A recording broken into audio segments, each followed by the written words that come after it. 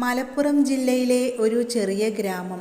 പുലർച്ചെ 6 മണിയോടെ ഗ്രാമം പതിയെ ഉണർന്നു. ക്ഷേത്രത്തിലെ മണിനാദവും പക്ഷികളുടെ കൂജനവും ചേർന്ന് ആ ഗ്രാമത്തിന് പ്രത്യേക ഭംഗി നൽകി. ഗ്രാമത്തിന്റെ അറ്റത്ത് ഒരു ചെറിയ ഓടിട്ട പഴയ വീട്ടിലായിരുന്നു ദേവകി അമ്മ താമസിച്ചിരുന്നത്.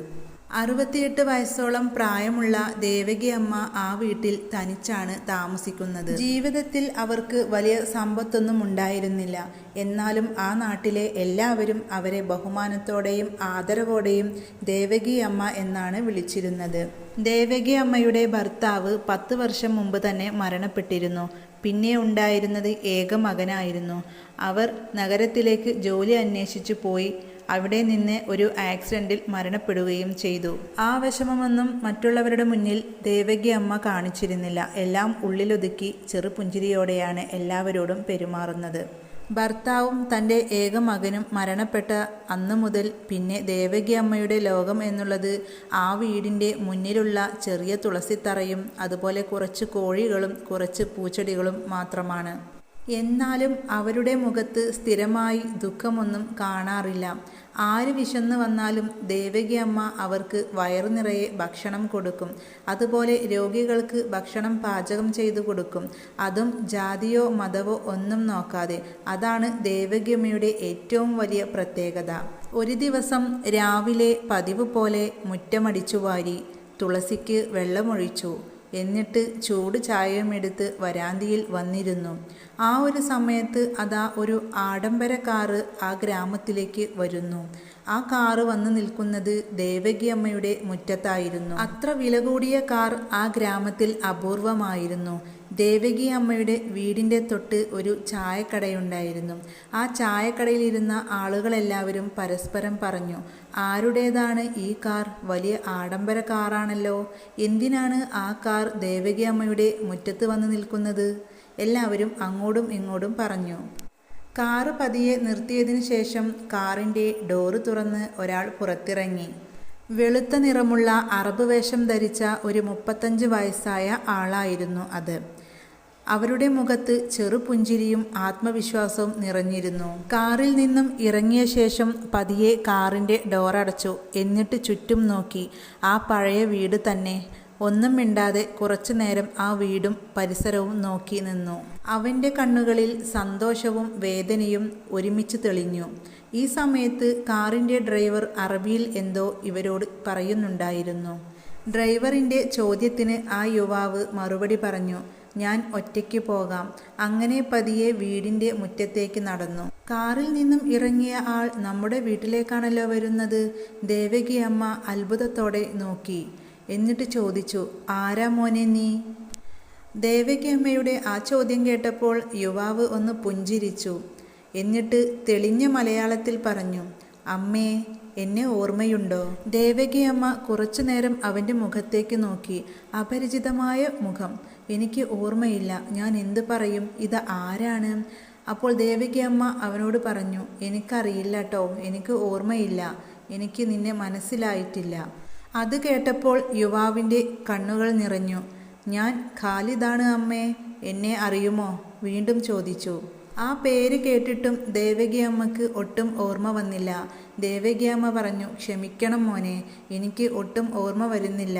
അത് കേട്ടപ്പോൾ അവൻ പറഞ്ഞു, സാരമില്ല അമ്മേ, 20 വർഷം കഴിഞ്ഞില്ലേ നമ്മൾ തമ്മിൽ കണ്ടുമുട്ടിയിട്ട്. അതിൻ്റെ മാറ്റങ്ങളൊക്കെ ഉണ്ടാവും. ഖാലിദ് വീണ്ടും ചോദിച്ചു, ഞാൻ അകത്തേക്ക് വരട്ടെ? അപ്പോൾ ദേവകി അമ്മ പറഞ്ഞു, അതിനെന്താ, കയറിക്കോളൂ. എന്നിട്ട് ദേവകി അമ്മ അവനെ കൈപിടിച്ച് കയറ്റി. വീടിനുള്ളിലെ ആ ഒരു പഴയ മരക്കസാല ഇട്ടുകൊടുത്തിട്ട് ഇതിലേക്ക് ഇരുന്നോളൂ എന്ന് പറഞ്ഞു. ഖാലിദ് ആ കസാരയിലിരുന്ന് വീടിൻ്റെ ചുറ്റും നോക്കി. പഴയ ആ വീട് തന്നെ, ഒരു മാറ്റവുമില്ല. ചുമരിൽ പഴയ ക്ലോക്ക്, ഒരു മൂലയിൽ കൃഷ്ണൻ്റെ ചെറിയൊരു ചിത്രം, പിന്നെ ജനലിലൂടെ എത്തുന്ന ആ ഒരു കാറ്റ്. അതെല്ലാം വളരെ പെട്ടെന്ന് തന്നെ അവൻ്റെ ബാല്യകാലത്തെ ഉണർത്തി. അപ്പോഴേക്കും ദേവകി അമ്മ അടുക്കളയിൽ നിന്നും ചായ കൊണ്ടുവന്ന് ഖാലിദിന് നേരെ നീട്ടി. ഇതാ ചായ, ഈ ചായയൊക്കെ കുടിക്കുമോ? അത് കേട്ടപ്പോൾ ഖാലിദ് വേഗം ദേവകി അമ്മയുടെ കയ്യിൽ നിന്നും ചായ കപ്പ് വാങ്ങി. പിന്നെ ഈ ചായയുടെ മണവും രുചിയും ഒന്നും ഞാൻ ഇതുവരെ മറന്നിട്ടില്ല. അത് കേട്ടപ്പോൾ ദേവകി അമ്മ വീണ്ടും അത്ഭുതത്തോടെ ചോദിച്ചു, മോനെ, നീ മുമ്പ് ഇവിടെ വന്നിട്ടുണ്ടോ? അപ്പോഴും ഖാലിദ് പുഞ്ചിരിച്ചു. എന്നിട്ട് പറഞ്ഞു, ഞാനിവിടെ വന്നിട്ടുണ്ടമ്മേ. ഇവിടെ ഒരുപാട് ദിവസം താമസിച്ചിട്ടുമുണ്ട്. അപ്പോഴും ദേവകി അമ്മയ്ക്ക് ഓർമ്മ ഒട്ടും വരുന്നില്ല. എൻ്റെ ദൈവമേ, ഈ കുട്ടി ആരാണ്? എനിക്ക് ഒട്ടും ഓർമ്മ വരുന്നില്ലല്ലോ. ഞാൻ എന്താ ഇനി ചെയ്യുക? അതേസമയം വീടിൻ്റെ പുറത്ത് ആളുകളെല്ലാം തടിച്ചുകൂടാൻ തുടങ്ങി. അവരെല്ലാം പരസ്പരം പറഞ്ഞു, ആ അറബിക്കാരൻ ആരാ? ദേവകിയമ്മയുടെ മകനാണോ? അതോ ദേവകിയമ്മയുടെ പരിചയക്കാരനാണോ? ഏതായാലും ഗൾഫിൽ നിന്നും വന്ന നല്ല കോടീശ്വരനാണെന്ന് തോന്നുന്നു. അതിനിടയിൽ അയൽവാസിയായ ലക്ഷ്മി വാതിലിനരികിൽ ചെന്ന് ചോദിച്ചു, ചേച്ചി, ഇതാരാണ്? അപ്പോൾ ദേവകിയമ്മ പുഞ്ചിരിച്ചു. എന്നിട്ട് പറഞ്ഞു, എനിക്കറിയില്ല. ആ സമയം ഖാലിദ് എഴുന്നേറ്റ് പുറത്തേക്ക് നടന്നു. എന്നിട്ട് ചുറ്റും നോക്കി. അവിടെ നിറയെ ആളുകൾ തടിച്ചുകൂടിയിരിക്കുന്നു. കൂട്ടത്തിൽ കുട്ടികളെല്ലാവരും കാറിന് ചുറ്റും നിൽക്കുന്നുണ്ട്. പുറത്തിറങ്ങിയ ഖാലിദ് ദേവകിയമ്മയെ തിരിഞ്ഞു നോക്കി. എന്നിട്ട് പറഞ്ഞു, അമ്മേ, ഞാനൊരു വാഗ്ദാനം പാലിക്കാനാണ് ഇന്നിവിടെ വന്നിട്ടുള്ളത്. അത് കേട്ടപ്പോൾ ദേവകിയമ്മ ചോദിച്ചു, വാഗ്ദാനമോ? അതെന്താ? ദേവകിയമ്മ വീണ്ടും ആശയക്കുഴപ്പത്തിലായി. ഇതെന്തൊക്കെയാണ് ഈ കുട്ടി പറയുന്നത്? ഖാലിദ് പിന്നെ തൻ്റെ ഷർട്ടിൻ്റെ പോക്കറ്റിൽ നിന്നും ഒരു തുകൽ പേഴ്സ് എടുത്തു. അതിൽ പഴക്കം ചെന്ന ഒരു ഫോട്ടോ ഉണ്ടായിരുന്നു. വളരെ ശ്രദ്ധാപൂർവം ആ ഒരു ഫോട്ടോ കയ്യിലെടുത്ത് ദേവകിയമ്മയുടെ കയ്യിലേക്ക് കൊടുത്തു. ദേവകിയമ്മ വിറക്കുന്ന കൈകളോടുകൂടി ആ ഒരു ഫോട്ടോ കയ്യിലേക്ക് വാങ്ങി. എന്നിട്ട് ഫോട്ടോയിൽ നോക്കി. ചെറുപ്പക്കാരിയായ ദേവകിയമ്മയും അവരുടെ കൂടെ ഒരു അറബി ബാലനുമാണ് ആ ഒരു ഫോട്ടോയിലുള്ളത്. അത് കണ്ടപ്പോൾ ദേവകിയമ്മയുടെ കണ്ണുകളൊന്ന് വിടർന്നു, അധരങ്ങൾ വിറച്ചു. എന്നിട്ട് ആ ഫോട്ടോ നോക്കി ഖാലിദിനോട് ഇത് എന്ന് പറഞ്ഞു. ബാക്കി പറയാൻ കിട്ടുന്നില്ല. ദേവകിയമ്മ വീണ്ടും ആ ബാലൻ്റെ മുഖത്തേക്കും അതുപോലെ മുന്നിൽ നിൽക്കുന്ന യുവാവിൻ്റെ മുഖത്തേക്കും മാറി മാറി നോക്കി. ഖാലിദ് മെല്ലെ തലകുനിച്ചു. എന്നിട്ട് പറഞ്ഞു, അതെ അമ്മേ, ആ കുഞ്ഞ് ഞാനാണ്. അത് കേട്ടപ്പോൾ ദേവകിയമ്മയുടെ കൈകളൊന്ന് വിറച്ചു. കയ്യിൽ നിന്ന് ഫോട്ടോ വഴുതിപ്പോവാനായി. ഒരുപാട് വർഷങ്ങൾക്ക് മുമ്പുള്ള ഓർമ്മകളാണ് വീണ്ടും ഇപ്പോൾ ഉണർന്നിരിക്കുന്നത്. അവരറിയാതെ അവരുടെ കണ്ണിൽ നിന്നും കണ്ണുനീർ വന്നു. വർഷങ്ങളോളം പഴക്കം ചെന്ന ആ ഫോട്ടോ വീണ്ടും വീണ്ടും നോക്കി. അതിൽ 8 വയസ്സായ ഒരു ബാലനെ ചേർത്ത് നിർത്തിയിട്ടാണ് ദേവകിയമ്മ നിൽക്കുന്നത്. ആ ബാലൻ്റെ മുഖത്ത് ഒരു ചെറു പുഞ്ചിരിയും ഉണ്ടായിരുന്നു. ദേവകിയമ്മ ഖാലിദിൻ്റെ മുഖത്തേക്ക് നോക്കി ചോദിച്ചു, മോനെ, നീ ഈ കുഞ്ഞാണോ? ഖാലിദ് തല കുനിച്ചു. എന്നിട്ട് പറഞ്ഞു, അതെ അമ്മേ, ഞാനാണ് ആ കുഞ്ഞ്. അന്ന് എനിക്ക് 8 വയസ്സാണ്. ഇപ്പോൾ 20 വർഷം കഴിഞ്ഞില്ലേ? അത് കേട്ടപ്പോൾ ദേവകിയമ്മയുടെ കണ്ണുകൾ നിറഞ്ഞു. എൻ്റെ ഭഗവാനെ, എത്ര വർഷമായി? ഇത്ര പെട്ടെന്ന് ഇങ്ങനെ വളർന്നോ? ഖാലിദിൻ്റെ മുഖത്ത് തലോടി ദേവകിയമ്മ പറഞ്ഞു. ആ നിമിഷം സ്വന്തം അമ്മയുടെ തലോടലായി ഖാലിദിന് അനുഭവപ്പെട്ടു.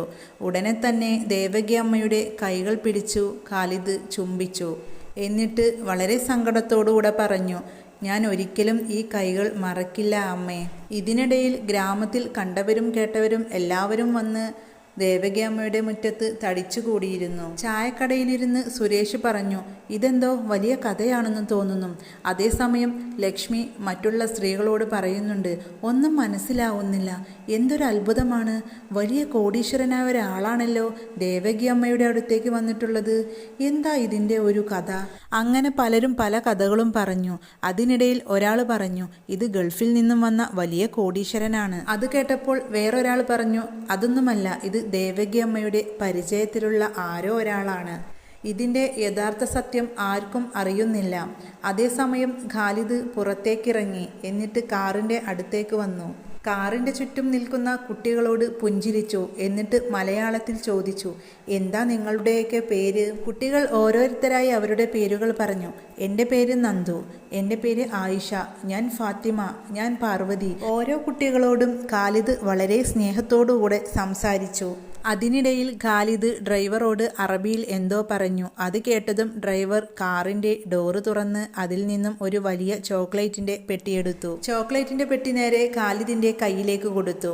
ഖാലിദ് അത് കുട്ടികൾക്ക് സന്തോഷത്തോടെ കൊടുത്തു. ദാ, ഇതിൽ കുറച്ച് മിഠായിയാണ്, നിങ്ങളെല്ലാവരും എടുത്ത് കഴിച്ചോളൂ. ഇതൊക്കെ ഗ്രാമത്തിലെ മുതിർന്നവർ നോക്കിക്കാണുന്നുണ്ട്. അതിനിടയിൽ ഒരാൾ പറഞ്ഞു, വലിയ കോടീശ്വരനാണെന്ന് തോന്നുന്നു, എന്നാലോ അതിൻ്റെ അഹങ്കാരമൊന്നും അവൻക്കില്ല. കുട്ടികൾക്ക് മിഠായി കൊടുത്തതിന് ശേഷം വീണ്ടും ഖാലിദ് ദേവകിയമ്മയുടെ വീടിനുള്ളിലേക്ക് കയറി. പെട്ടെന്നാണ് ദേവകിയമ്മയുടെ വീടിൻ്റെ ചുമരിൽ ഒരു പഴയ ചിത്രം കണ്ടത്. അത് ദേവകിയമ്മയുടെ ഭർത്താവും മകനുമായിരുന്നു. ഖാലിദ് ചോദിച്ചു, അമ്മേ, ഇവരൊക്കെ എവിടെ? ആ ചോദ്യം കേട്ടപ്പോൾ ദേവകിയമ്മയുടെ മുഖം മങ്ങി. ഇവരെ നിനക്ക് ഓർമ്മയുണ്ടോ? ഇതെൻ്റെ ഭർത്താവും ഇതെൻ്റെ മകനുമാണ്. അവരിപ്പോൾ എന്ന് മാത്രമേ പറഞ്ഞുള്ളൂ. പിന്നീട് അവർക്ക് ഒന്നും പറയാൻ കിട്ടാതെയായി. പിന്നീട് ഇടറിയ ശബ്ദത്തോടുകൂടെ പറഞ്ഞു, അവരൊന്നും ഇനി ഇല്ല മോനെ. അത് കേട്ടപ്പോൾ ഖാലിദിൻ്റെ മുഖത്തുള്ള പുഞ്ചിരി മാഞ്ഞു. അവൻ്റെ കണ്ണുകൾ നിറഞ്ഞു. എന്നിട്ട് പറഞ്ഞു, അമ്മയ്ക്ക് വിഷമമായോ? എനിക്കറിയില്ലായിരുന്നു, അതാണ് ഞാൻ ചോദിച്ചത്. അതും പറഞ്ഞ് ആ ചിത്രത്തിൽ ഒരുപാട് നേരം നോക്കി നിന്നു ഖാലിദ്. എന്നിട്ട് അവൻ അമ്മയോട് പറഞ്ഞു, അമ്മേ, അന്ന് നിങ്ങൾ എനിക്ക് ഉണ്ടാക്കിത്തന്ന തേങ്ങാപ്പാൽ പായസം ഓർമ്മയുണ്ടോ? അതൊന്ന് എനിക്ക് ഉണ്ടാക്കിത്തരുമോ? ദേവകി അമ്മ പുഞ്ചിരിച്ചും കൊണ്ട് പറഞ്ഞു, പിന്നെ എൻ്റെ മോൻക്ക് ഞാൻ എല്ലാതും ഉണ്ടാക്കിത്തരാലോ. ഇതൊന്നും നീ മറന്നിട്ടില്ല അല്ലേ? ഞാൻ എങ്ങനെ മറക്കാനാ അമ്മേ? എൻ്റെ ജീവിതത്തിലെ മറക്കാനാവാത്ത നിമിഷങ്ങളായിരുന്നു ഇവിടെ ഉള്ളത്. അവൻ വീടിൻ്റെ ഓരോ മൂലയിലേക്കും നോക്കി. എന്നിട്ട് പറഞ്ഞു, ആ മൂലയിൽ ഒരു മരക്കട്ടിലുണ്ടായിരുന്നല്ലോ. ഇപ്പുറത്തെ ഈ മൂലയിൽ ഒരു പഴയ റേഡിയോ ഉണ്ടായിരുന്നല്ലോ. അതെല്ലാം ഇപ്പോൾ എവിടെ? ഇതെല്ലാം കേട്ടപ്പോൾ ദേവകി അമ്മ അത്ഭുതത്തോടെ നോക്കി നിന്നു. പുഞ്ചിരിച്ചുകൊണ്ട് ഖാലിദ് പറഞ്ഞു, അമ്മേ, കുറച്ച് ദിവസമാണെങ്കിലും എൻ്റെ ഒരു ആയുസ് മുഴുവനും ഓർമ്മിക്കാനുള്ള ഓർമ്മകൾ ഇവിടെ നിന്ന് എനിക്ക് കിട്ടിയിട്ടുണ്ട്.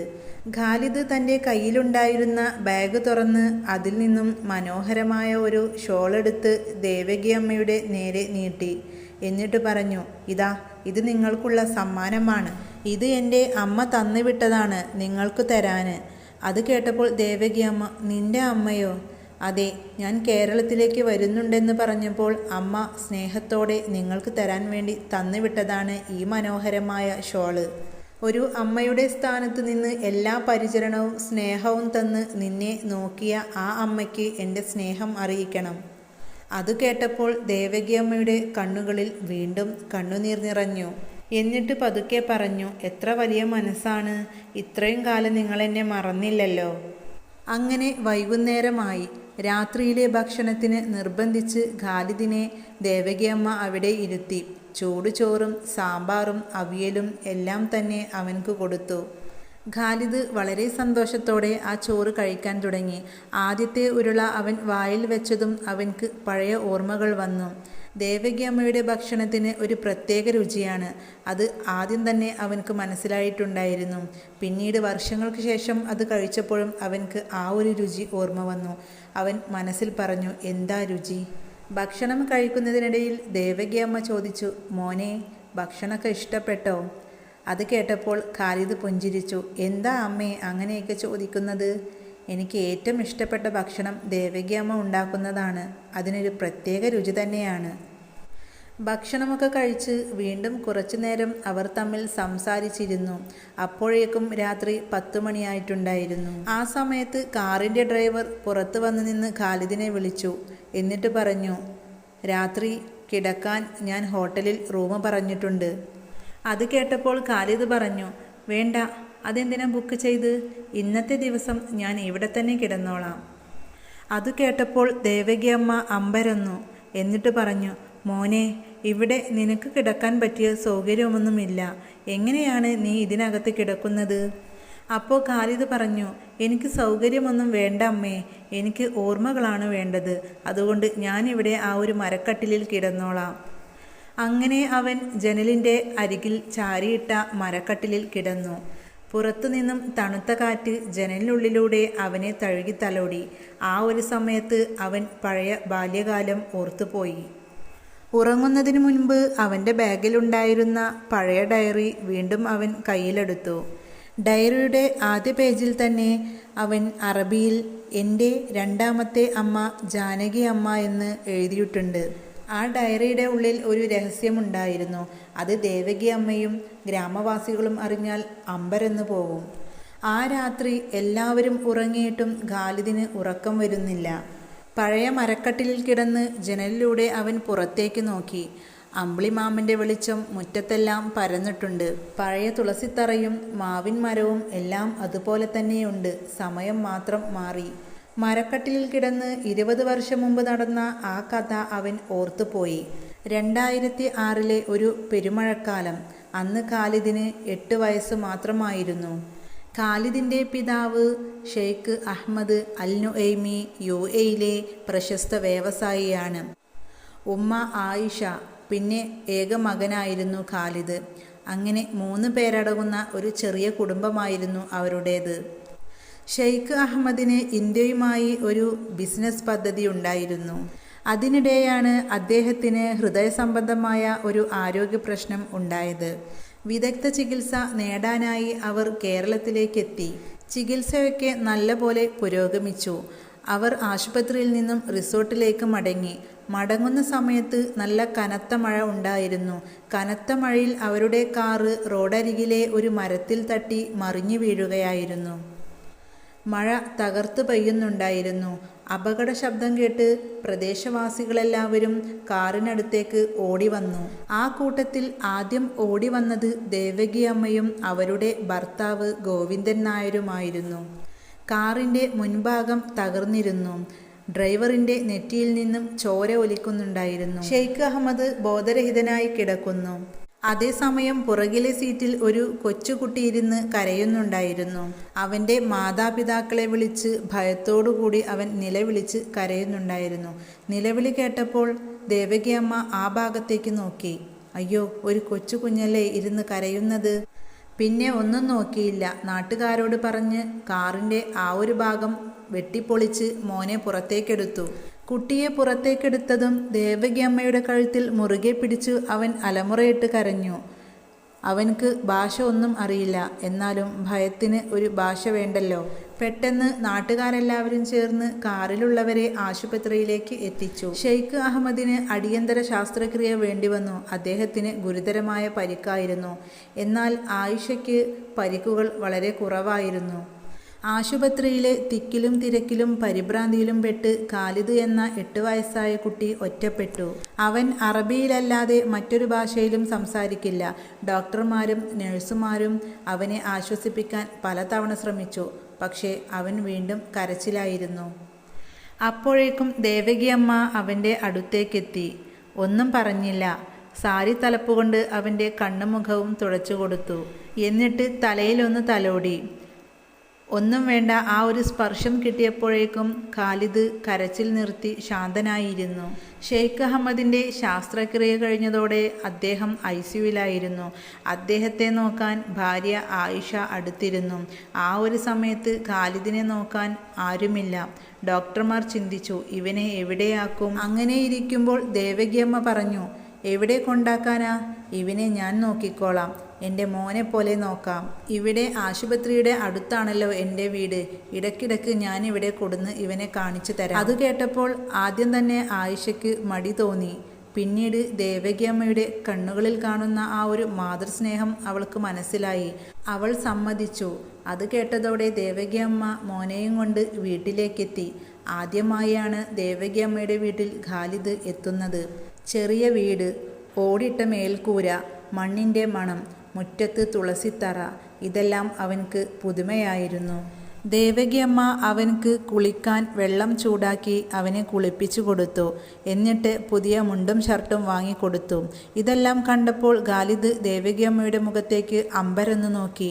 അത് കണ്ടപ്പോൾ ദേവകിയമ്മ പറഞ്ഞു, ഭയപ്പെടേണ്ട മോനെ. ദേവകിയമ്മ പറയുന്നതൊന്നും ഖാലിദിന് മനസ്സിലാവുന്നില്ല. എന്നാലും അവൻക്ക് ഒന്ന് മനസ്സിലായി, അത് ഒരു സ്നേഹമാണെന്ന്. രാത്രിയിൽ അവൻക്ക് ഭക്ഷണം കൊടുക്കാനായി ദേവകിയമ്മ ചൂടുചോറും പരിപ്പ് കറിയും പപ്പടവും എടുത്ത് അവൻ്റെ മുന്നിലേക്ക് വന്നു. ഇത് കണ്ടപ്പോൾ അവൻ അത്ഭുതത്തോടെ നോക്കി. അവൻ ആദ്യമായിട്ടാണ് ഇങ്ങനെ കാണുന്നത്. ദേവകിയമ്മ അവൻ്റെ കൈകൾ പിടിച്ച് ചോറ് ഉരുട്ടി എങ്ങനെയാണ് കഴിക്കുക എന്ന് കാണിച്ചു കൊടുത്തു.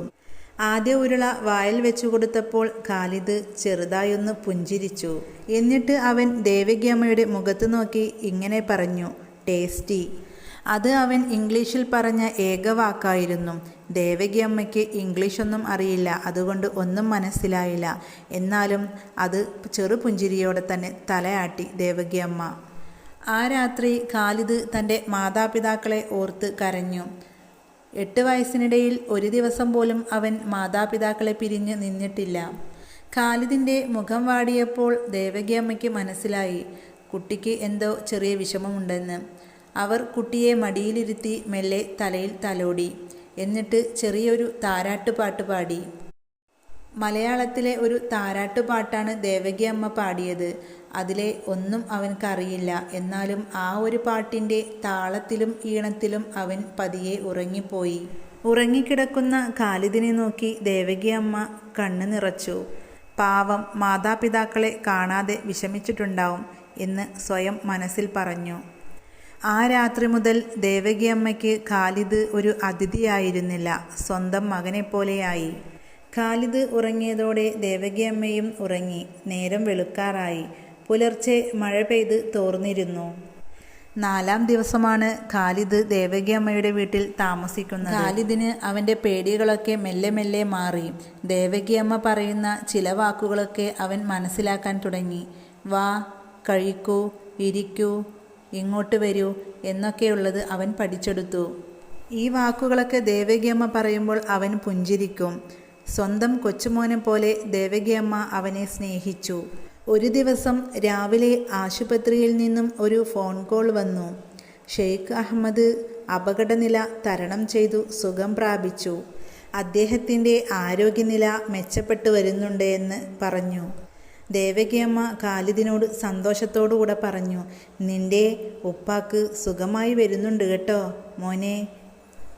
ദേവകി അമ്മ പറഞ്ഞതൊന്നും ഖാലിദിന് മനസ്സിലായില്ല. എന്നാലും അവൻക്ക് മനസ്സിലായി എന്തോ ഒരു സന്തോഷത്തിൻ്റെ വാക്കാണതെന്ന്. അവൻ മെല്ലെ പുഞ്ചിരിച്ചു. അവൻ മുറ്റത്ത് പന്ത് കളിച്ചുകൊണ്ടേയിരുന്നു. പന്ത് പെട്ടെന്ന് തെന്നിമാറി വീടിൻ്റെ പുറകിലേക്ക് പോയി. വീടിൻ്റെ പുറകിൽ ഒരു പൊട്ടക്കിണറുണ്ടായിരുന്നു. അത് അവൻക്ക് അറിയില്ല. അവൻ അറിയാതെ ആ കിണറ്റിലേക്ക് വീണു. കിണറ്റിലേക്ക് വീണ ഉടനെ അതിലൊരു വള്ളി തങ്ങി നിൽപ്പുണ്ടായിരുന്നു. അതിൽ തൂങ്ങിപ്പിടിച്ചു. നിലവിളി കേട്ട് ദേവകിയമ്മ ഓടിവന്നു നോക്കിയപ്പോൾ ഖാലിദ് കിണറ്റിലേക്ക് വീഴാറായി നിൽക്കുന്നു. ദേവകിയമ്മ പെട്ടെന്ന് പേടിച്ചു. ഒട്ടും ആലോചിച്ച് നിൽക്കാൻ സമയമില്ല. എങ്ങനെയെങ്കിലും കുഞ്ഞിനെ രക്ഷിക്കണം. പഴയ കാലത്തെ കിണറായതുകൊണ്ട് തന്നെ അതിനു ചുറ്റുമുള്ള വേലിയെല്ലാം നശിച്ചു പോയിട്ടുണ്ടായിരുന്നു. കിണറിൻ്റെ വക്കിൽ കിടന്ന് കൈ താഴേക്ക് നീട്ടിക്കൊടുത്തു. മോനെ, ഇതാ ഇതിൽ പിടിച്ചു കയറൂ. ആദ്യം അവനക്ക് മനസ്സിലായില്ല. വീണ്ടും വീണ്ടും പറഞ്ഞു. അപ്പോൾ അവൻ ആ കൈ കൊടുത്തു. അതോടുകൂടി അവനും ദേവകിയമ്മയും കൂടെ താഴേക്ക് പോവാൻ നിന്നു. കാരണം മഴ പെയ്ത് നനഞ്ഞ മണ്ണായിരുന്നു. അതിൽ വഴുതി ദേവകിയമ്മയും താഴേക്ക് വീഴാൻ നിൽക്കുന്നു. ദേവകിയമ്മ ഉറക്കെ നിലവിളിച്ചു, ആരെങ്കിലും ഒന്ന് രക്ഷിക്കണേ, ഓടിവായോ. ഉച്ചത്തിലുള്ള ആ നിലവിളി കേട്ട് വയലിൽ പണിയെടുത്തിരുന്ന ആളുകൾ ഓടിക്കൂടി. ദേവകിയമ്മയെയും ഖാലിദിനെയും രക്ഷിച്ചു. ദേവകിയമ്മയുടെ കൈമുറിഞ്ഞ് ചോര ഒലിക്കുന്നുണ്ടായിരുന്നു. അതൊന്നും കാര്യമാക്കിയില്ല. വേഗം ഖാലിദിൻ്റെ മുഖവും കൈയും കാലും എല്ലാം നോക്കി. എന്തെങ്കിലും പറ്റിയോ മോനെ, നീ പേടിച്ചോ? ഖാലിദ് എനിക്ക് ഒന്നും പറ്റിയിട്ടില്ല എന്ന നിലയിൽ തലയാട്ടി. ആ സമയം അവൻ പേടിച്ച് വിറച്ചിരിക്കുകയായിരുന്നു. അന്ന് വൈകുന്നേരം ആശുപത്രിയിൽ നിന്നും വീണ്ടും ഫോൺ കോൾ വന്നു. ഖാലിദിൻ്റെ പിതാവിൻ്റെ അസുഖമെല്ലാം ഭേദമായി, ഇനി വീട്ടിലേക്ക് പോയിക്കോളൂ എന്ന് ഡോക്ടർമാർ പറഞ്ഞു. അതുകൊണ്ട് ഞങ്ങൾ ഞങ്ങളുടെ നാട്ടിലേക്ക് പോവുകയാണ്. കുട്ടിയെ ഹോസ്പിറ്റലിൽ കൊണ്ടുവരണമെന്ന് ദേവകിയമ്മയോട് ആയിഷ പറഞ്ഞു. ഉടനെ തന്നെ ദേവകിയമ്മ ഖാലിദിനെ കുളിപ്പിച്ച് വസ്ത്രം ധരിപ്പിച്ച് ആശുപത്രിയിലേക്ക് കൊണ്ടുപോയി. വീട്ടിൽ നടന്ന വിവരങ്ങളെല്ലാം തന്നെ ദേവകിയമ്മ ആയിഷയോട് പറഞ്ഞു. ആയിഷ പറഞ്ഞു, ഹൗ സമാധാനം, എൻ്റെ കുഞ്ഞിനെ നിങ്ങൾ കാത്തുവല്ലേ. ഉടനെ തന്നെ ദേവകിയമ്മ പറഞ്ഞു, നിങ്ങളുടെ മോൻ എൻ്റെ മോനെ പോലെയല്ലേ, അവൻ എൻ്റെ കൈകളിൽ സുരക്ഷിതമായിരിക്കും. ഖാലിദിനെ നോക്കി ദേവകിയമ്മ 5 മിനിറ്റ് അങ്ങനെ നിന്നു. എന്നിട്ട് പറഞ്ഞു, മോനെ, വലുതാവുമ്പോൾ ഈ അമ്മയെ മറക്കല്ലേ, കാണാൻ വരണേ. എന്നിട്ട് ഖാലിദിനെ കൂട്ടിപ്പിടിച്ച് നെറ്റിയിലും കവിളത്തും ഉമ്മ കൊടുത്തു. എന്നിട്ട് അവർ വീട്ടിലേക്ക് മടങ്ങി. ഖാലിദും മാതാപിതാക്കളും അവരുടെ നാട്ടിലേക്ക് പോയി. കേരളത്തിൽ വന്ന് നടന്ന കാര്യങ്ങളെല്ലാം തന്നെ ആയിഷയ്ക്ക് ഒരു ദുസ്വപ്നമായിരുന്നു. വർഷങ്ങൾക്ക് ശേഷം ഖാലിദ് പഠിച്ച് വളർന്ന് വലിയ ആളായി. അവൻ വലിയ ബിസിനസ്സുകാരനായി. ഗൾഫിലേക്ക് അവർ പോയാലും നാട്ടിലെ ദേവകിയമ്മയുമായി അവർ എപ്പോഴും ഫോൺ സംഭാഷണം നടത്തിയിരുന്നു. സുഖവിവരങ്ങളെല്ലാം അന്വേഷിച്ചിരുന്നു. അങ്ങനെയിരിക്കെ ഒരു ദിവസം ഖാലിദിൻ്റെ പിതാവിന് പനിയും ചുമയും വന്നു. പെട്ടെന്ന് പനി അധികമായി ഒരു നെഞ്ചുവേദനയും വന്നു. അങ്ങനെ ഹോസ്പിറ്റലിൽ അഡ്മിറ്റ് ചെയ്തു. 2 ദിവസം കഴിഞ്ഞപ്പോഴേക്കും പിതാവിൻ്റെ നില ഗുരുതരമായി. ഷെയ്ഖ് അഹമ്മദ് ഈ ലോകത്തോട് വിട പറഞ്ഞു. പിതാവിൻ്റെ വേർപാട് ഖാലിദിനും അവൻ്റെ മാതാവായ ആയിഷയ്ക്കും താങ്ങാനാവാത്തതായിരുന്നു. UAE-യിൽ ഏറ്റവും വലിയ സൂപ്പർ മാർക്കറ്റ് ഖാലിദിനുണ്ടായിരുന്നു. അതിൽ ജോലിക്ക് വന്ന ഒരാൾ മലയാളിയായിരുന്നു. അവർ എല്ലാ വിവരങ്ങളും അന്വേഷിച്ചപ്പോൾ ദേവകിയമ്മയുടെ നാട്ടിലാണെന്ന് അവനിക്ക് മനസ്സിലായി. ദേവകിയമ്മയുടെ ഫോൺ നമ്പർ മാറിയതോടെ വർഷങ്ങളോളം അവൻ ദേവകിയമ്മയുമായി ഒരു ബന്ധവും ഉണ്ടായിരുന്നില്ല. കടയിലെ ജോലിക്കാരൻ പറഞ്ഞ എല്ലാ വിവരവും അനുസരിച്ചാണ് അവൻ വീണ്ടും ദേവകിയമ്മയുടെ വീട്ടിലേക്ക് എത്തിയത്. ഈ കഴിഞ്ഞ സംഭവങ്ങളെല്ലാം തന്നെ ഖാലിദ് മരക്കട്ടിലിരുന്ന് ഓർത്തെടുത്തു. പിന്നീട് അവൻ ദേവകിയമ്മയ്ക്ക് ഒരു വീട് വെച്ച് നൽകി. പാവപ്പെട്ടവർക്ക് ഒരുപാട് സഹായിച്ചു. ദേവകിയമ്മയ്ക്ക് എല്ലാ കാര്യത്തിനും പണം നൽകുകയും ചെയ്തു. ഖാലിദ് വീട്ടിൽ നിന്ന് ഇറങ്ങുമ്പോൾ ദേവകിയമ്മയോട് പറഞ്ഞു, അമ്മേ, എൻ്റെ ഫോൺ നമ്പർ ഇതാ. എന്ത് ആവശ്യമുണ്ടെങ്കിലും എന്നെ വിളിക്കാൻ മറക്കരുതേ. ഞാൻ അമ്മയുടെ ഒരു മോനല്ലേ. ദേവകിയമ്മയ്ക്ക് അത് കേട്ടപ്പോൾ കണ്ണു നിറഞ്ഞു. എനിക്കൊന്നും വേണ്ട മോനെ, ഈ സ്നേഹം മതി. നീ നന്നായി ജീവിച്ചാൽ മതി. അങ്ങനെ എല്ലാ കാര്യങ്ങളും നാട്ടുകാരും അറിഞ്ഞു. അപ്പോഴാണ് ഈ അറബി ആരാണെന്നും അതുപോലെ ദേവകിയമ്മയുമായി എന്താണ് ബന്ധമെന്നും അവർക്ക് മനസ്സിലായത്. കുറച്ച് ദിവസങ്ങൾ തന്നെ സംരക്ഷിച്ച ആ ഒരു സ്നേഹത്തിൻ്റെ പേരിലാണ് ഖാലിദ് വീണ്ടും ദേവകിയമ്മയെ കാണാനെത്തിയത്. ഇതിൻ്റെ ഗുണപാഠം: നന്മക്ക് പ്രതിഫലം വൈകിയാലും തീർച്ചയായും അത് തിരികെ വരും. അപ്പോൾ നമ്മുടെ ഈ ഒരു കഥ ഇഷ്ടപ്പെട്ടല്ലോ. എല്ലാവരും സബ്സ്ക്രൈബ് ചെയ്ത് സപ്പോർട്ട് ചെയ്യുക.